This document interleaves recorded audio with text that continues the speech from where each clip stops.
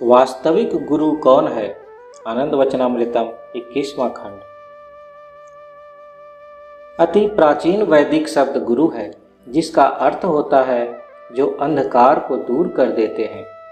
किंतु यह अंधकार दूर कर देने की बात बहुत बार हल्के रूप में व्यवहार भी होता है। यह अंधकार तो केवल मनुष्य के मन का अंधकार तो नहीं है, केवल आत्मा का अंधकार नहीं है, अर्थात त्रिस्तर में ही अंधकार है। त्रिस्तर माने स्थूल जगत में, मनोजगत में, आत्मिक जगत में, तीनों में ही अंधकार है। अर्थात जो अंधकार को दूर कर देते हैं उन्हें त्रिस्तरीय गुरु होना होगा। उन्होंने केवल यदि अ आ क ख सिखला दिया तो वे हुए स्थूल जगत के गुरु। ऐसा होने से चलेगा नहीं। फिर यदि उन्होंने मानसिक जगत से अंधकार हटा दिया तो इससे भी नहीं चलेगा। केवल आत्मिक जगत से अंधकार को दूर कर दिया तो भी नहीं चलेगा। वह तीन स्तर में, स्थूल जगत के सर्व स्तर में, मानसिक जगत के सर्व स्तर में और आध्यात्मिक जगत के प्रति द्वेष में उन्हें अंधकार दूर करना होगा। अब देखें अध्यात्म जगत में। अध्यात्म जगत में वे ही गुरु हो सकते हैं जो अवलुंठित हैं, धूलि में लुंठित मानवता को ऊपर उठाकर उसे आत्मिक स्तर पर ले आ सकें, आत्मिक उज्ज्वलता को उद्भासित कर सकें। अतएव गुरु वे ही हो सकते हैं जो महाकौल हैं, अन्य कोई गुरु नहीं हो सकता। और इस आत्मिक स्तर पर गुरु होने के लिए उन्हें साधना के प्रत्येक अंग, प्रत्येक प्रत्यंग, प्रत्येक क्षुद्र बृहत अभ्यास सभी कुछ को सीखना होगा, जानना होगा और सिखलाने की योग्यता रखनी होगी। अन्यथा वे गुरु का पर्यायवाचक नहीं है, बल्कि इसे केवल मात्र महाकौल ही कर सकते हैं, अन्य कोई नहीं कर सकते। जिन्होंने अपने जीवत्व को साधना के द्वारा उन्नीत कर शिवत्व में संस्थापित किया है, वे ही कौल हैं। और जो स्वयं करते हैं और दूसरे को उसके बारे में दिक् दर्शन कराने का सामर्थ्य रखते हैं, वे ही महाकौल हैं। अतीत में महाकौल शिव आए थे कृष्ण। गुरु होने के लिए महाकौल होना होगा। साधना जगत का अति सूक्ष्म विवेचन कर सभी वस्तु की जानकारी रखनी होगी। केवल इतना ही नहीं, उनको शास्त्र ज्ञान भी संपूर्ण रखना होगा। और शास्त्र ज्ञान अर्जन करने के लिए जिन सभी भाषाओं को जानने की आवश्यकता है उसे भी जानना होगा। अर्थात उन्हें केवल साधना सिखलाने के लिए ही नहीं, वरन व्यावहारिक जगत के लिए भी संपूर्ण तथा चरम शास्त्र ज्ञान भी उनमें रहना होगा। और तभी ही वे अध्यात्म जगत के गुरु की श्रेणी में आएंगे। जो साधना अच्छी जानते हैं, दूसरे को सहायता भी कर सकते हैं, किंतु उनमें पांडित्य नहीं है, वैदग्ध्य नहीं है, शास्त्र ज्ञान नहीं है, भाषा ज्ञान नहीं है, वे आध्यात्मिक जगत के भी गुरु हो नहीं सकेंगे। कारण उन्हें तो थ्योरी को भी तो सिखला देना होगा। वैसा करोगे जैसा मैं कहूँगा। क्यों वैसा करेंगे, उसे भी तो बताना होगा। और इसी के लिए शास्त्र की उपमा की आवश्यकता पड़ती है। तुम लोग कह सकते हो कि फिर शास्त्र क्या है? हाँ, शास्त्र कहकर तुमने एक मोटी पुस्तक दिखला दी, ऐसा नहीं। शास्त्र माने शासनात् ताड़येत यस्तु सः शास्त्रः परिकीर्तितः। जो मनुष्य का शासन करता है तथा उसके परित्राण का पथ दिखला देता है, उसे शास्त्र कहते हैं। अतएव गुरु को शास्त्र में पंडित होना होगा, अन्यथा वे मानव जाति को ठीक विषय का ज्ञान नहीं दे सकेंगे। गुरु शब्द का दुरुपयोग हो जाएगा जो वांछनीय नहीं है। शास्त्र माने जो वेद है वह नहीं, बल्कि जो मनुष्य को शासन के द्वारा प्राण का रास्ता दिखाए। शास्त्र माने जो मनुष्य को सुष्ठु पथ पर चलाएगा, जिस पथ पर चलने से मनुष्य को रिद्धि सिद्धि की प्राप्ति होगी और कल्याण होगा। शासनात् ताड़येत यस्तु सः शास्त्रः परिकीर्तितः। अब यह शासन क्या है? कैसा शासन? शासन का माने जुर्म? नहीं, ऐसा नहीं। शासन माने क्या पनिशमेंट? नहीं, वह भी नहीं। शासन माने क्या एटोनमेंट अर्थात प्रायश्चित? वह भी नहीं।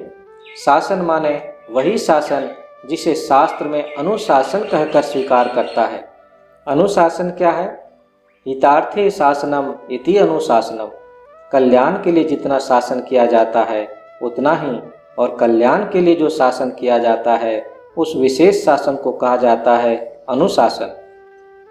अध्यात्म गुरु को जिस तरह अपनी साधना स्वयं जाननी होगी और दूसरे को उसे बतलाने का सामर्थ्य रखना होगा, शास्त्र का पूरा ज्ञान रखना होगा, भाषा का पूरा ज्ञान रखना होगा, पांडित्य वैदुष्य सब कुछ ही रखना होगा और उसके साथ ही साथ और भी गुण होने चाहिए।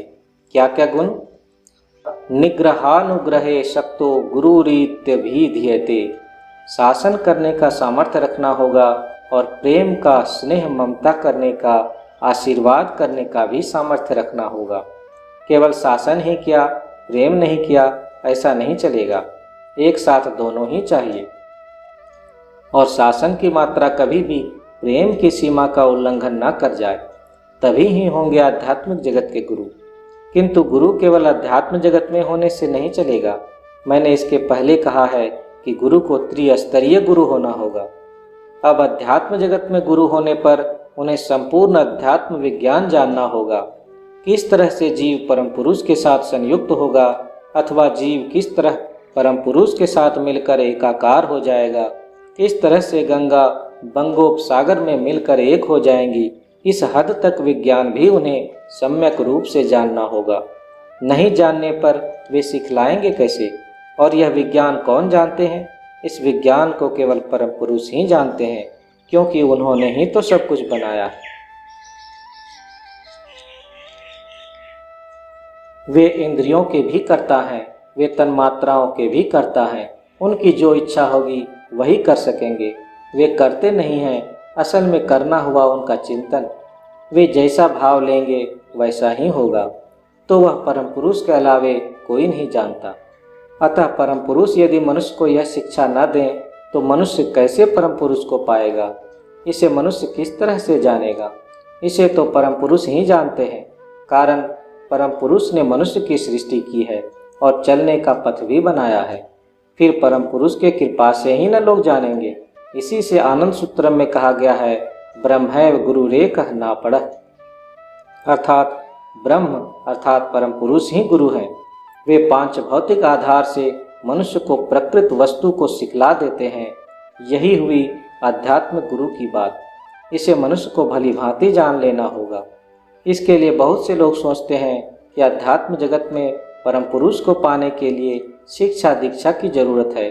अमुक महापुरुष तो लिखना पढ़ना नहीं जानते थे, तमुक तो जानते नहीं। बात तो ठीक ही है।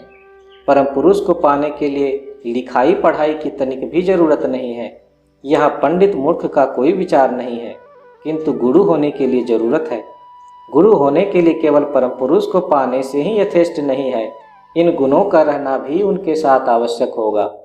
अतः जिनमें विद्या नहीं है, शास्त्र ज्ञान नहीं है, जिनमें सिखलाने वाली योग्यता नहीं है, जिनमें शासन और प्रेम इनको करने का सामर्थ्य नहीं है, वे अध्यात्म गुरु ही नहीं है।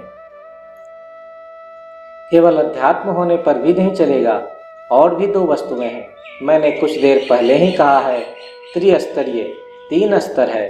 आध्यात्मिक स्तर के बाद स्थूल है मानसिक स्तर, अर्थात जीव का मन कैसा है, जीव का मन किस ढंग का बना है, उस मन को स्थूल से किस तरह से सूक्ष्म की ओर ले जाना होगा, उन अनेक जीवों के मन को एकत्रित मिलाकर किस तरह से उन्नति कर सकेंगे, इन सभी को उन्हें जानना होगा।